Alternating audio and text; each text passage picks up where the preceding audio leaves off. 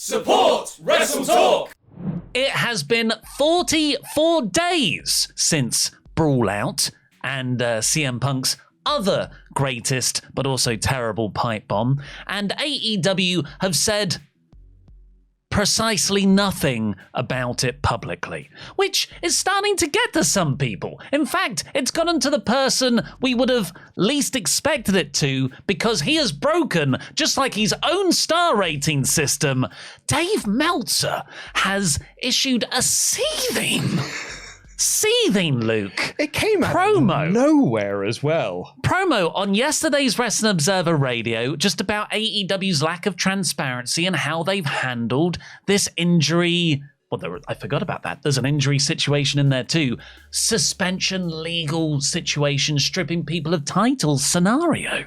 Yeah, we're going to have slightly different views on this one. You're going to take the WWE bias stance. I hate AEW. Whereas I have then got to take the pro AEW bias in all of this. And I hate what Triple H is doing. I hate that he's created a really consistently good episode of Raw. And I hate the really great in-ring product. Yeah. And some of the best promo work in the industry. So, with that anti-AEW stance that you have there, and my pro AEW stance of, this show has too many titles and they don't really mean a whole heck of a lot at the moment, I think it'd be interesting for us to kind of dive into this. Well, for the sake of people at home who, might not know anything, because AEW have not issued any. The only thing they've said was Tony Khan opened the post All Out episode of Dynamite with a booed promo, because everyone was like, he's the guy. As soon as he showed up on screen, boo!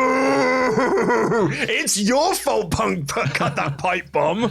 He said, following All Out, I've been forced to vacate the AEW World Championship as well as the AEW Trios Championships. Two things there. Never said why, nor ever said the names of the people involved, and they haven't since. Crucially in that as well, the opening video package for that episode showed the MJF return and cut Punk out of it entirely. So it's literally just like MJF walks out on stage and is motioning to no one in the ring. Vacant. And since then, they have cut. The only time Punk has been on screen in AEW is when the graphic comes up in the corner saying, buy Fight Forever or pre-order the video game, because Punk is front and center of the video game cover.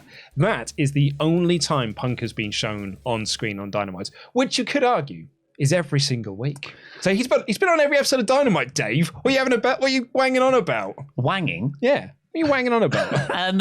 Of course, what actually happened was Punk had some very stern words publicly in the post-show media scrum following All Out, and said, hey, and if you've got a problem with anything I've just said, come find me in the locker room. I've got a dog. Not strictly in those words. And then some people did. Yeah, and they found a dog. Surprisingly, it seems like they had a fight, reportedly. So what this has erupted is following Ariel Helwani's interview with Tony Khan last week, and Helwani came out and said afterwards, it was one of the worst interviews I've ever done. It wasn't a rewarding experience. I kept on trying to ask him about this thing he legally can't talk about, and he kept on saying, I can't talk about that. Who is this guy? Meanwhile, he has an interview with Triple H or Nick Khan. He's like, oh, what's it like being in the wrestling industry? Oh my God, it must be. What's your favorite biscuit? Tony Khan legally cannot talk about these things, and he wouldn't tell me anything. However, this Helwani promo last week weirdly awakened this rage in Dave Meltzer, because last Thursday, replying to those Helwani comments, Meltzer agreed. He said, yeah, I've had some interviews with Tony Khan recently. He has not been forthcoming, and I expect him to do better, essentially, because when he set out on this new promotion, he said he was going to be more transparent, treat fans with respect. And in Meltzer's eyes, it seems, he feels like AEW currently isn't treating the fans with respect because they haven't addressed publicly what's happened.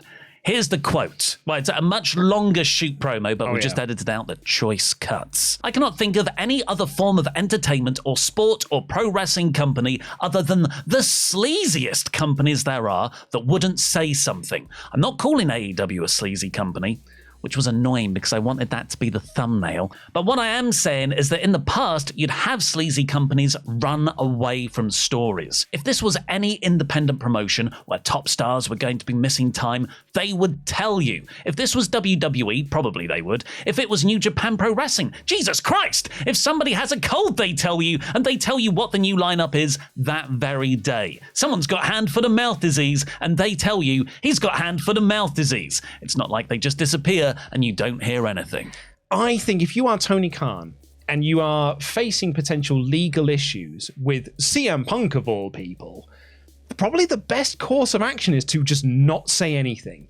Because if you say nothing, then nothing can come back to bite you on the ass when it comes to legal proceedings down the line. Now, I did see a tweet about this that I 100% agree with. That is the counter argument to that.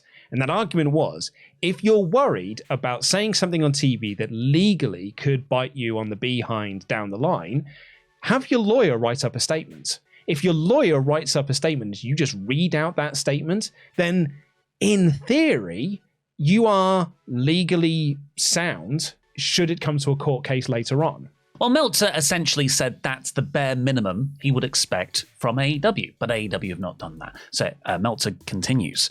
One of the things AEW had at the beginning was that they were not the garbage pro wrestling and that they treated their fans with respect. And boy, in this case, if there is a legal thing, then just say, we have a legal situation, we can't discuss it, and until it's resolved, these guys aren't going to be back. That's fine, because as far as I know, that's what it is. But you should at least give the fan base something because they're sitting there waiting.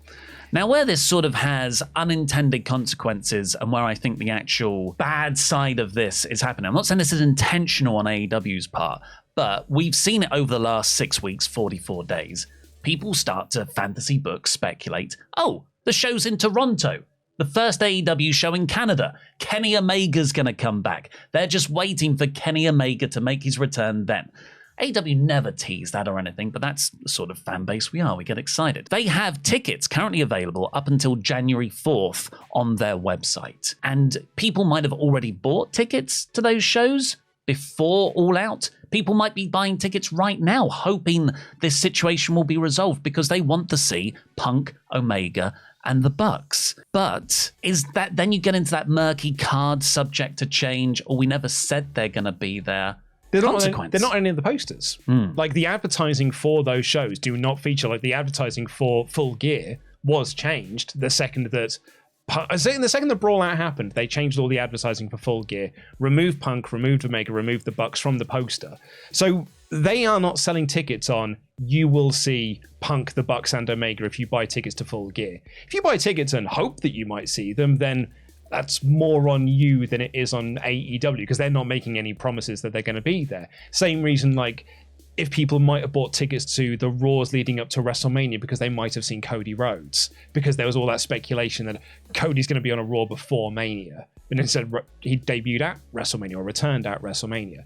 If the company's not promoting something, I don't think it's fair to then blame that company for not delivering on that, or if you bought a ticket on you thinking that they may be there. It's not intentional. AEW doing what they can to not do that. But there is also this white elephant, a vague cloud around the status of the top stars in the company. So whether you intend it or not, whether it's in good faith or not, there is that implication there. Meltzer finishes just comparing how AEW should conduct themselves, in his opinion. They built a company on the idea that they were not going to be WWE and that they were going to be fan-friendly, and they should be judged by that standard. Actually, that's quite similar to why we criticize the women's division so much, because they said from the outset, we're going to be the best women's wrestling on the planet. On any independent show, when a named guy is pulled from their show, they go right on the internet and they tell you. They'll say this guy is pulled from the show. Whether they give you the reason or not is one thing, but they will tell you. I just think AEW should live up to the standard of at least second-level pro wrestling. But also, again, and I don't want to just sound like I'm the AEW defender here. Like, I'm not a big AEW white knight or anything like Could that. have fooled me.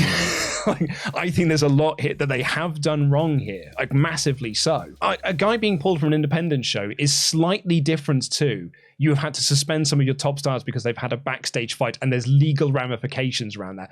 Big Damo being pulled from an OTT show because he's got travel issues is very different to we have got legal issues surrounding this problem over here. Big Damo is going to give you a chop for that.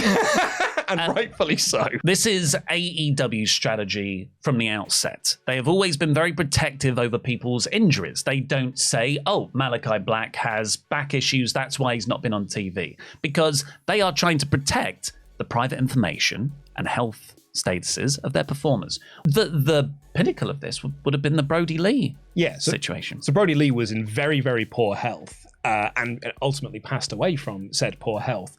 And AEW just kept it completely in the dark. A lot of people knew about it backstage. In fact, I think everybody knew about it backstage, but no one said anything. In fact, CM Punk said it's one of the reasons why he went to AEW is because he saw the Brody Lee tribute show and the way that AEW handled this news not being leaked out. You know, kind of like in his pipe bomb promo, one of the things he was annoyed about was people leaking things to the dirt sheets. When we look at the ratings for AEW, it hasn't affected anything.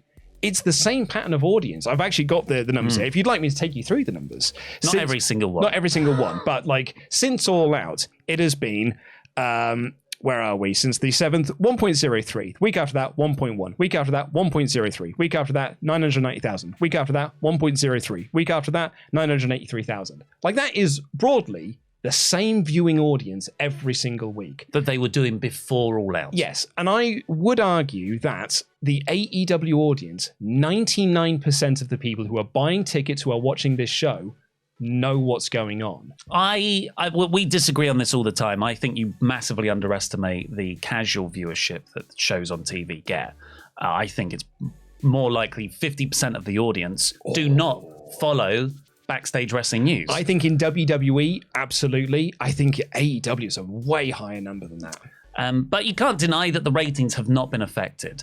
Where they have experienced declines, though, is live attendance. Oh, yeah. At the shows. I think this was an issue before All Out, so we can't point to All Out being, well, this is the moment people stopped paying for live tickets. But tickets are the first sign of a company experiencing some turbulence. Because TV viewership, very easy to do. You just sit down every week at the same time, watch the show. But going out, handing over your money to go to an event physically is a very different level of commitment. You mentioned this earlier when we were talking about this in the office, but TNA is the perfect example of that. TNA consistently got 1.1 million viewers every single week, regardless of how bad the show got. And boy, howdy, it got bad. 1.1 million viewers. But even when the show was good with 1.1 million viewers, they never converted them. Never converted them into ticket sales, never converted them into pay-per-view buys.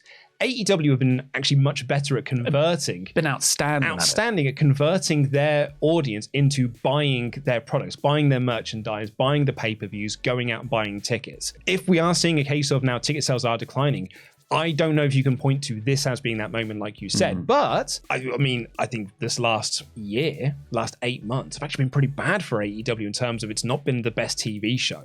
It's not been the best product, really. The one thing I will agree with Ariel Helwani is WWE is a better product right now. It's a hotter product right now. I think they are putting on consistently better shows than AEW are. You're going to get a lot of tweets now. That's true. I'm not going to say they're liars because I think that's the loaded... The freakazoids! I'm not going to call them freakazoids or liars because I think that's where it becomes an issue. But for me personally, I think it's a better product right now. But it's because it doesn't have 25 belts that they're promoting. I love all the belts.